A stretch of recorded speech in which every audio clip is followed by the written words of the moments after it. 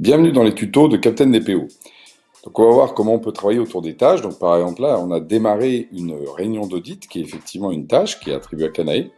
Alors déjà, ce qui est très intéressant, c'est que je peux rajouter des fichiers, par exemple pour aider Kanae dans son travail. Par exemple, je vais mettre justement un guide d'audit, par exemple, voilà, un PDF qui est un guide d'audit.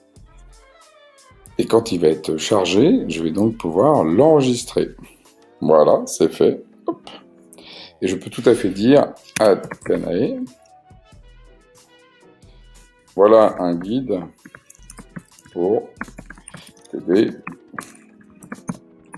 dans cet audit. Donc là, à nouveau, Kanae va recevoir une alerte par rapport à ça.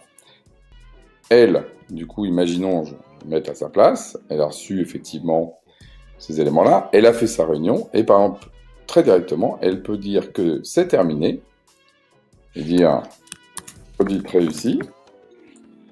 Elle peut mettre par exemple, on va mettre un fichier attaché à nouveau pour dire qui serait le résultat de l'audit, qui est le PDF, le Word, le compte-rendu que vous avez fait effectivement par rapport à ça.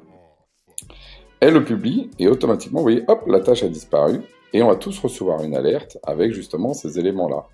Et dans le moteur de recherche, je tape audit et hop, je vais retrouver tous les documents, y compris les documents qui ont été mis dans les tâches et les différents process. Donc tout est gardé, tout est tracé pour suivre justement l'évolution.